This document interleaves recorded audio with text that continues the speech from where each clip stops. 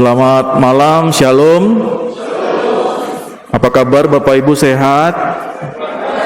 Puji Tuhan, luar biasa. Ya, Bapak Ibu, kita harus mengucap syukur untuk malam hari ini. Ya, kenapa? Karena kebaktian seperti ini tidak kita lakukan di tahun 2020. Ya, jadi selama hampir hitungannya sudah hampir 2 tahun. Baru kali ini juga kita ibadah malam menjelang Natal. Ya, beberapa hari yang lalu juga kita merayakan Natal PGIW. Jumlahnya lumayan besar di sebuah gedung yang juga cukup besar. Tetapi Bapak Ibu Saudara, kenapa kita diizinkan juga untuk melaksanakan ibadah seperti ini? Karena sudah diatur oleh pemerintah, protokol kesehatannya juga sudah diatur sedemikian rupa, dan saya harus jujur katakan bahwa GPIB Maranatha Pangkal Pinang itu sangat mematuhi protokol kesehatan, sangat. Ya, Bapak Ibu tidak diperkenankan untuk duduk sembarang, tapi diatur, jaraknya juga jauh. Ya, masuk dicek suhu, pulang pun tidak boleh langsung bubar gitu, nggak boleh. Saya mimpin di beberapa gereja lain tidak seperti ini, Bapak Ibu Saudara. Jadi puji Tuhan, apa yang kita lakukan sampai hari ini itu adalah untuk melindungi diri kita sendiri sekaligus melindungi orang lain. Ya. Dan intinya adalah supaya kita semua sehat-sehat. Puji Tuhan. Nah, jemaat yang dikasihi oleh Tuhan Yesus Kristus, ibadah malam menjelang Natal ini, renungan kita Lukas 1 ayat 46 sampai 56 ini hendak mengetengahkan tentang nyanyian pujian dari Maria. Bapak Ibu kalau mendengar satu istilah yang namanya Magnificat, ya. Nah, inilah dia. Magnificat itu adalah sebuah kutipan-kutipan dari perjanjian lama. Dan itu semua menunjuk kepada satu makna kedatangan Tuhan Yesus. Magnificat itu adalah sebuah doa. Doa yang berisi pujian dan memuliakan nama Tuhan. Nah, Maria, dia memuji Tuhan pada saat dia mengetahui bahwa apa yang disampaikan oleh malaikat mengenai diri Maria, mengenai Elizabeth sepupunya, itu adalah benar adanya. Bapak Ibu kalau bisa baca ayat sebelumnya di ayat 39 sampai 45. Ya. Maria bercerita di situ. Dan itulah yang dikatakan Maria di dalam pujiannya atas apa yang dilakukan Tuhan kepada dirinya secara pribadi. 46 sampai ayat 49.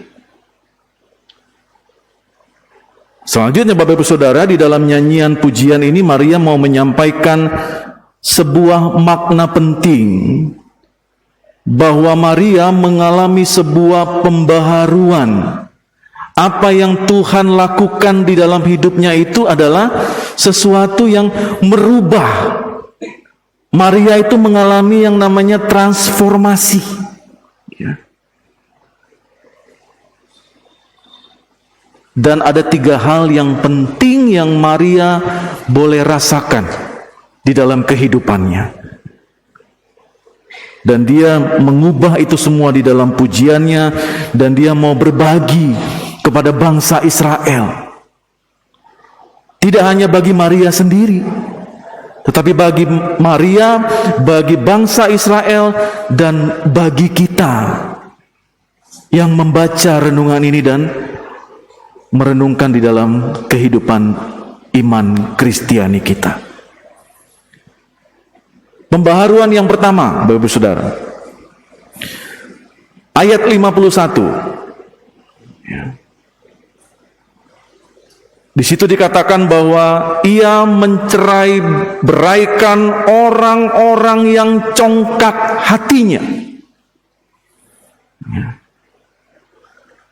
Kita bisa melihat, Bapak-Ibu Saudara, kecongkakan itu adalah sifat tinggi hati, sombong, ya. Selalu menilai dirinya itu lebih baik daripada orang lain, merendahkan orang lain. Dia merasa dirinya itu sangat mulia. Dia merasa dirinya bahwa dialah yang paling hebat.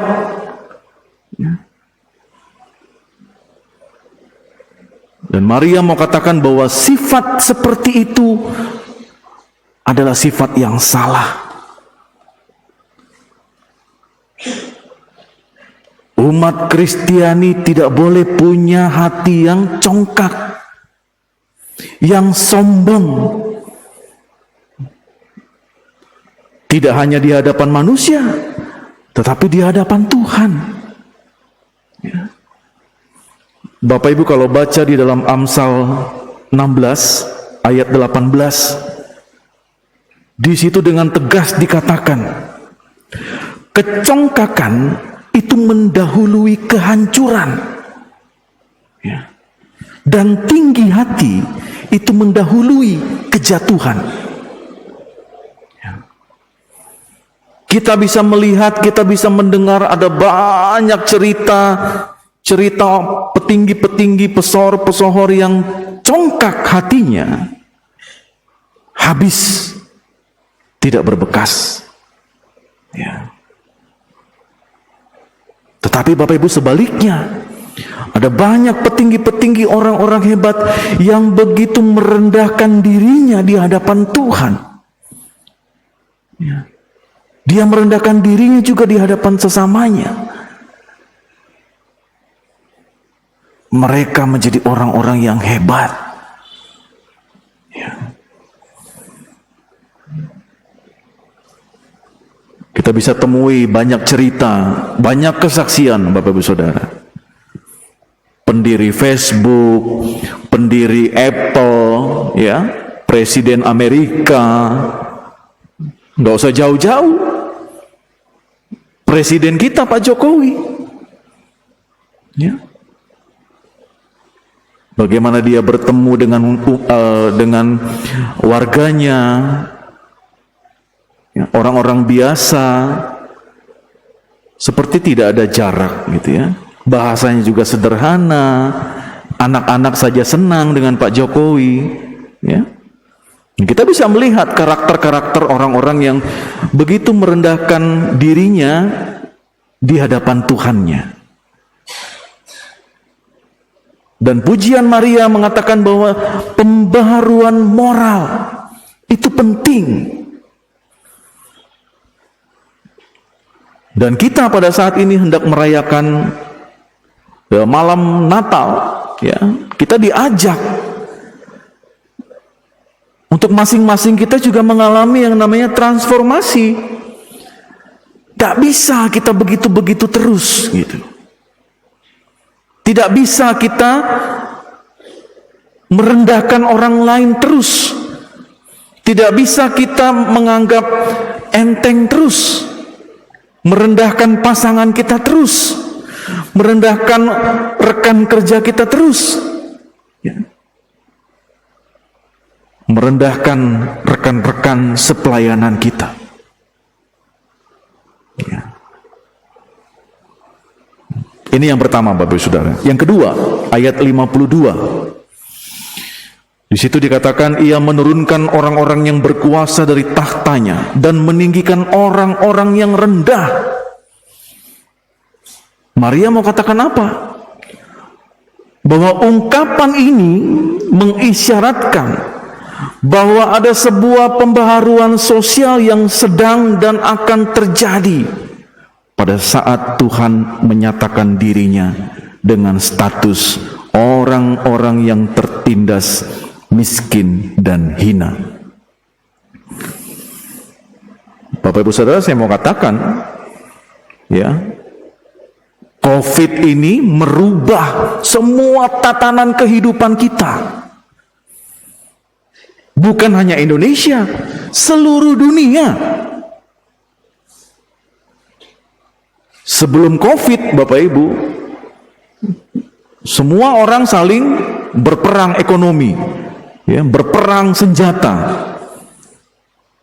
Tidak peduli satu dengan yang lain, mementingkan dirinya sendiri. Kita bisa merenungkan hal ini, Bapak Ibu.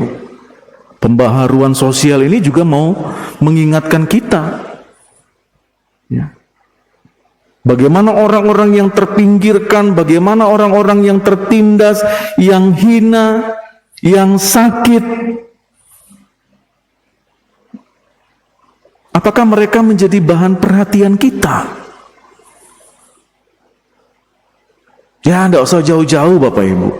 Apakah kita pernah berdoa untuk mereka? Pernah enggak?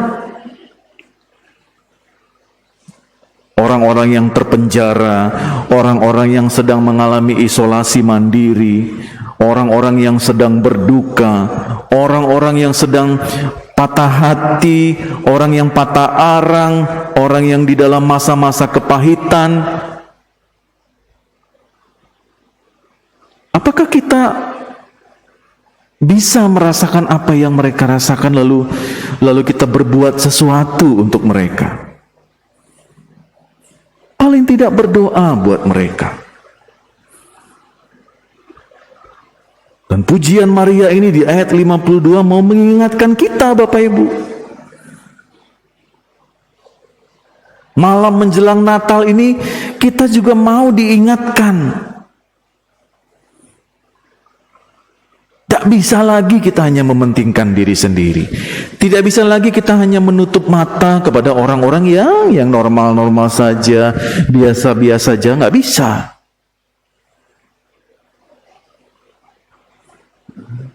Kita diperhadapkan oleh banyak sekali peristiwa-peristiwa sosial di sekitar kita. Panti jompo, panti asuhan, ya, orang-orang sakit. Itu butuh kehadiran kita, Bapak Ibu. Kami pernah pelayanan ke panti jompo yang di Selindung ini, apa namanya? Ya.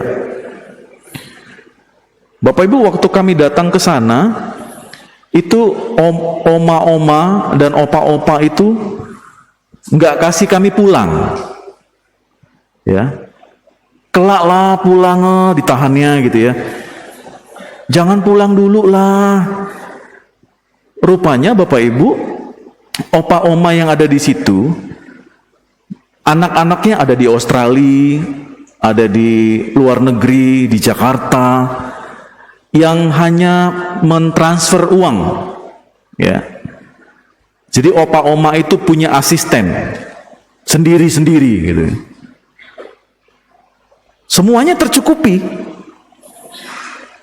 Tetapi kerinduan mereka adalah ada sanak saudara, ada orang lain yang mau memperhatikan mereka, bukan berurusan karena uang.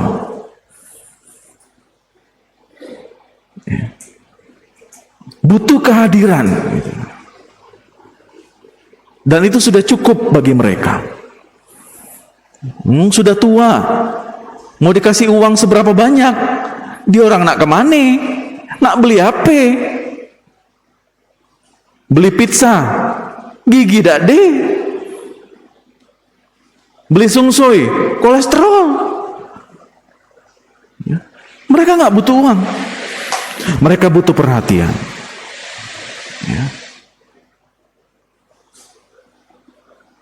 Nah, kita bisa peka, Bapak Ibu Saudara. Sekali lagi bahwa pujian Maria di ayat 52, dia mengajak kita untuk peka akan kondisi-kondisi di sekitar kita. Yang ketiga, ayat 53. Ia melimpahkan segala yang baik kepada orang yang lapar dan menyuruh orang yang kaya pergi dengan tangan hampa. Ungkapan ini Bapak Ibu Saudara mau mengisyaratkan kepada kita bahwa kekayaan itu bukanlah tujuan hidup.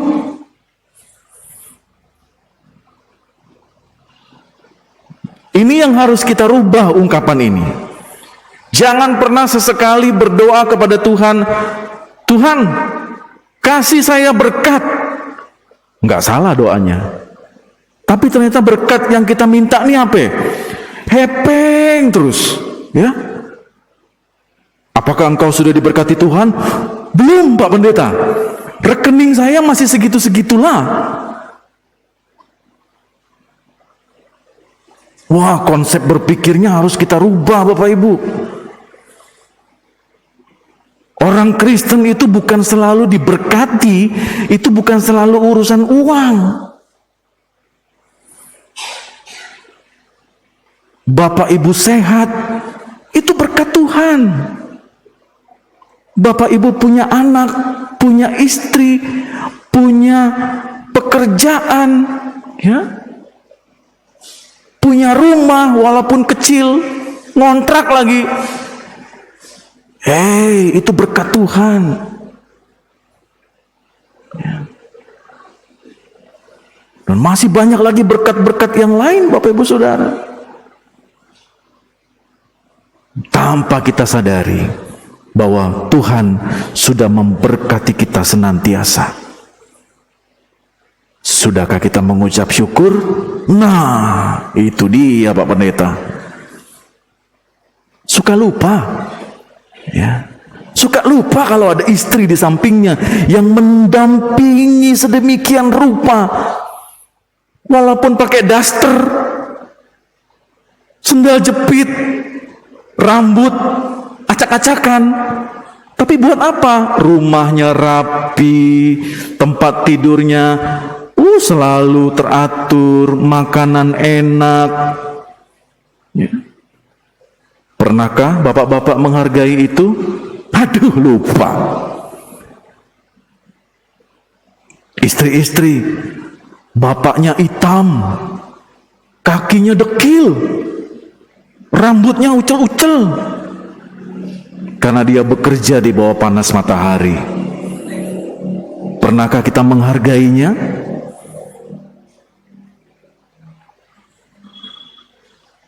Anak-anak bertumbuh di dalam pendidikannya. Apakah orang tua masih berdoa buat mereka pada saat mereka tidur? Bapak-bapak, ya, harus jadi pendoa-pendoa syafaat yang ulung. Berdoa buat istrinya, berdoa buat anak-anak, berdoa buat teman sepelayanan, berdoa buat gereja ini, berdoa untuk guru-guru sekolah minggu.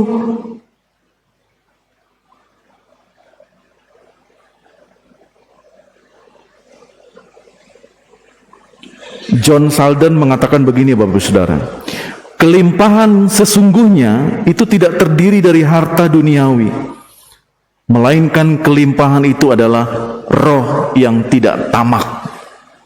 Ya. Ketamakan itu adalah sesuatu yang sulit dikendalikan. Setiap manusia itu selalu berkata, "Ini untukku, ini untukku, ini untukku." Pokok untukku semua, ya. Tidak pernah cukup. Ya. Tidak pernah ada kata cukup. Sebanyak apapun yang dia dapat, sebanyak apapun yang dia miliki, tidak pernah cukup. Ya. Itulah ciri-ciri orang apa?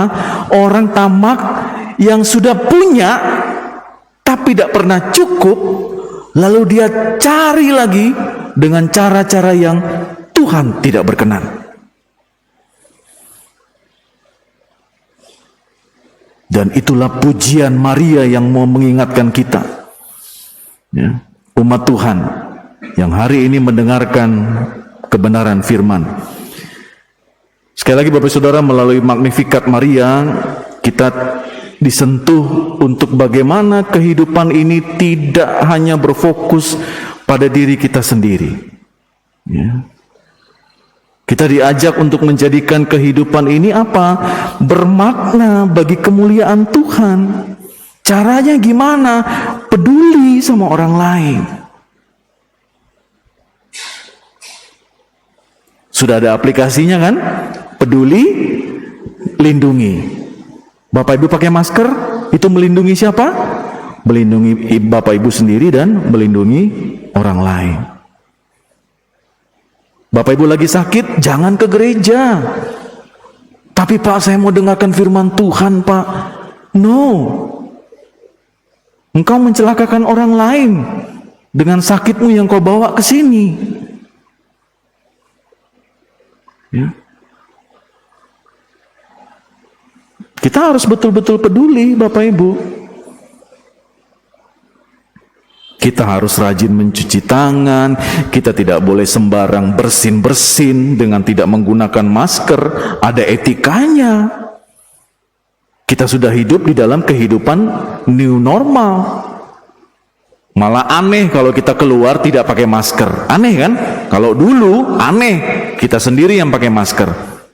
Sekarang enggak, terbalik. Kita semua harus patuh protokol kesehatan. Ya. Nah, apa yang disampaikan Maria di dalam nyanyian pujian ini mau sekali lagi mengingatkan kepada kita bahwa sesungguhnya rahmat Tuhan itu sudah dianugerahkan kepada kita. Kristus itu sudah lahir menjadi juru selamat kita. Kita sudah diperdamaikan oleh Allah karena kita adalah orang-orang yang berdosa. Tapi karena kelahirannya, kematiannya, kebangkitannya nanti, itu sudah mendamaikan kita dengan hadirat Tuhan. Dan firman Tuhan ini mengatakan, ayo, kita orang-orang percaya yang sudah punya anugerah Tuhan, harus bertransformasi, berubah. Tidak bisa macam itu terus. Tidak bisa kerjaannya marah terus, berkelahi terus kayak pasangannya. Dikasih tahu sama orang tua nggak mau dengar terus. Diajak pelayanan nggak mau terus. 1001 alasan. Ya. Terlalu lama menyimpan akar pahit terus. Buat apa sih nyimpan akar pahit? Mending nyimpan deposito. Oh, ada hasil gitu.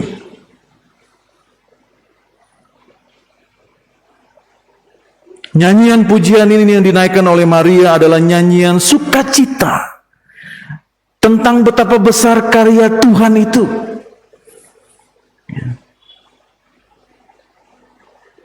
Ada seorang raja yang akan lahir, Bapak Ibu Saudara. Dan dia akan tinggal diam di dalam hati kita. Dia memberikan sukacita yang besar kepada kita. Dan kita bisa merasakan anugerah Tuhan itu. Dia mampu merubah kehidupan kita sedemikian rupa itu menjadi sesuatu yang baik adanya, yang mendatangkan kebaikan, dan orang-orang lain bisa merasakan anugerah yang sama seperti yang kita sudah terima. Luar biasa Tuhan.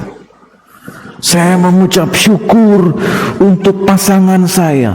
Saya mengucap syukur untuk pekerjaan saya. Saya mengucap syukur untuk tempat tinggal saya. Saya mengucap syukur saya bisa melayani Tuhan. Saya mengucap syukur karena sakit yang Tuhan boleh berikan. Karena disitulah saya bisa menghargai betapa kesehatan itu baik untuk dijaga.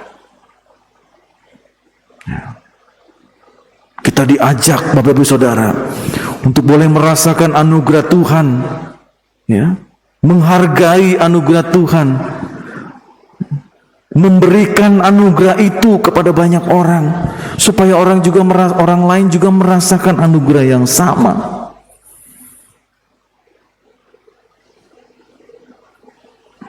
Dan inilah nyanyian pujian yang kita mau nyanyikan seperti pujian Maria, dan kita menyatakan pembaharuan-pembaharuan itu di dalam kehidupan Bapak, Ibu, Saudara, dan saya secara pribadi demi pribadi.